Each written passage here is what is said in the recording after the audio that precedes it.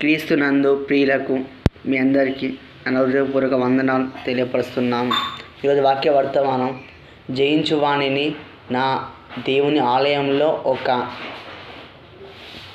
స్తంభముగా చేసేదను. ఇక్కడ వాక్య వర్తమానం ఏముందంటే, ఎవరైతే జయిస్తారో, అపవాదిని జయిస్తారో, ఎవరాన్ని తమ యొక్క వ్యక్తిగత పరిస్థితులను జయిస్తారో, అపవాదం జయిస్తారు, శ్రమను, బాధను, నిందలు, అవమానము జయించుకుంటూ ముందుకు నడుస్తారో వారిని దేవుడు తన ఆలయంలో, ఏ ఆలయంలో ఏ ఆలయంలో నువ్వు ఉంటున్నావో ఆ ఆలయంలో ఒక స్తంభంలో పెడతాడు. ఆ స్తంభము యొక్క బలము అంటే ఆలయం యొక్క బలం ఏంటి? స్తంభంలో ఉంటుంది. ఆ స్తంభం చక్కగా ఉంటేనే ఆ ఆలయం మంచిగా ఉంటుంది. అందుకే దేవుడు నిన్ను ఒక స్తంభంలా పోలుస్తున్నాడు అనమాట.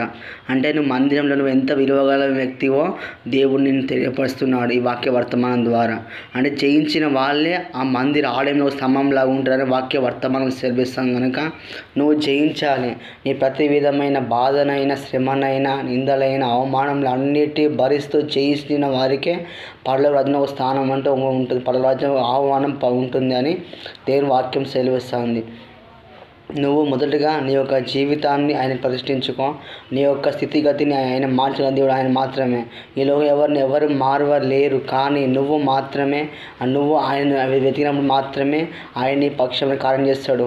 ప్రయాసపడి భారము సమస్త జనుల నా యుద్ధం మీరు రండి అని నేను వాక్యం సెలవిస్తాను. నువ్వు ఏ ప్రయాసంతో ఏ బాధతోనూ ఉన్నావో నాకు తెలియదు, కానీ నా తండ్రి అయిన దేవుని సమస్తం తెలుసు. కనుక ఆయన ప్రతి సమస్య నుంచి, ప్రతి బాధ నుంచి, ప్రతి ఇబ్బందుల నుంచి, ప్రతి ఇరుకు నుంచి, ప్రతి వేదన పరిస్థితుల నుంచి, ప్రతి డబ్బు విషయంలో అయినా, ఏ విషయంలో అయినా, అన్నిట్లో ఆయన నీకు సహాయం చేసే దేవుడుగా మీ ముందు ఉంటాడు.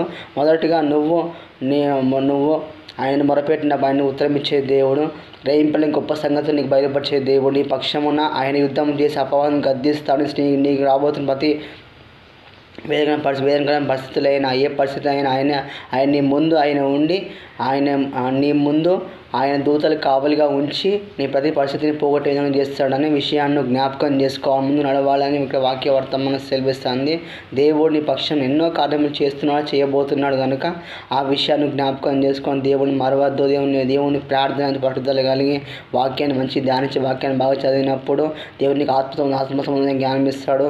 కృపావరంలో అంటే 2వ వరం దేవుడు ఆత్మ బుద్ధివాక్యం చెప్పే వరం.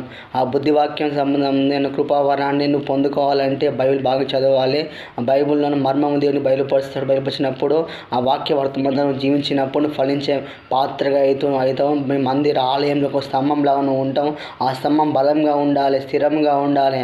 నీ రాయి అది పునాది ఒక బలమైన బండ మీద కట్టిన ఒక పునాది వలె నీ స్థితి, ఆత్మీయ గతి స్థితి పరిస్థితి ఉండాలని ఇక్కడ దేవుని వాక్య వర్తమానం సెలవిస్తుంది. వాక్యం అది 2 ఖడ్గంగా నా వాక్యం నీలో ఉన్నప్పుడు ఆ వాక్యం నేను నడిపిస్తుంది. నువ్వు ఏ మార్గంలో వెళ్ళాలో, నువ్వు ఎటు వెళ్ళాలో, ఎవరితో ఎలా మాట్లాడాలో, ఎవరిని ఎలా గౌరవించాలో, ఎవరితో ఎలా ఉండాలో, ఎవరితో ఎలా ప్రవర్తించాలో ఆ 2 ఖడ్గంగా వాక్యం నీకు ఆ సమస్తానికి బోధిస్తుంది. ఆత్మ దేవుడు నీతో మాట్లాడుతూ నీతో స్నేహితుడిగా మాట్లాడుతూ, ఒక తండ్రిగా నీతో మాట్లాడతాడు. ఆ ఎలా మాట్లాడుతున్నా మొదటిగా నువ్వు ప్రార్థన చేసినప్పుడు దేవుడు నీకు తగిన సమయంలో నీకు ఏవి కావాలో, ఏ వరము కావాలో, ఏ ఒక్క జ్ఞానం నువ్వు నింపబడాలో దేవుడికి సమస్తం తెలుసు. కనుక ఆ జ్ఞానంతో ఆయన నింపి నేను ఆదరించి నడిపించే దేవుడు నీ అందు ఉన్నాడనే విషయం మర్చిపోకు. దేవుడు నీ పక్షం కార్యం చేయబోతున్నాడు. ఏ సమస్యతో బాధపడుతున్నావో, నీ ఇంట్లో పిల్లలు లేక బాధపడుతున్నావు, ఇంట్లో అనారోగ్యంతో బాధపడుతున్నావా, నీకు ఏ పని దొరకక బాధపడుతున్నావా, ప్రతిదీ ఒకటి నీ పని, నీ భారం, అన్ని భారం, నీ పనుల భారం, అన్ని భారం ఆయన వేసినప్పుడు దేవుడు నీ పక్షంలో ఉండి అన్ని కార్యములు చేస్తాడు. ఆయన చార గర్భం తెచ్చింది, అన్న గర్భం తెచ్చిన, ఎలిజబెత్ గర్భం తెచ్చిన దేవుని గర్భం తెరిచి నీకు మంచి కుమార్తె స్వాస్థ్యంగా వరంగా మీకు ఇస్తాడు. గొర్రెలకి దేవుడు 7 పిల్లలు ఇచ్చిన దేవుడు యెషయా గ్రంథంలో ఉంది.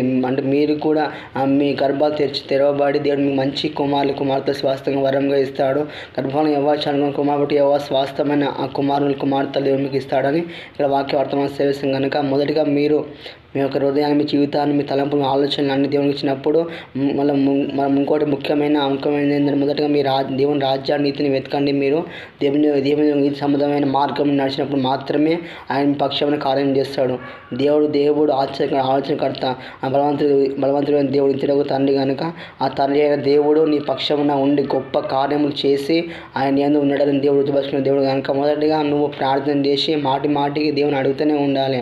కార్యం దేవుని దగ్గర నుంచి జవాబు వచ్చేంత వరకు అడుగుతూనే ఉండాలి. అడిగినప్పుడు దేవుని పక్షాన కార్యం చేసేవాళ్ళు. ఇక్కడ వాక్యం వర్తమానం కనుక ఈ చిన్న వాక్యం మీరు దీన్ని ఫలింపచేయవన్నాక. ఆమేన్. God bless you.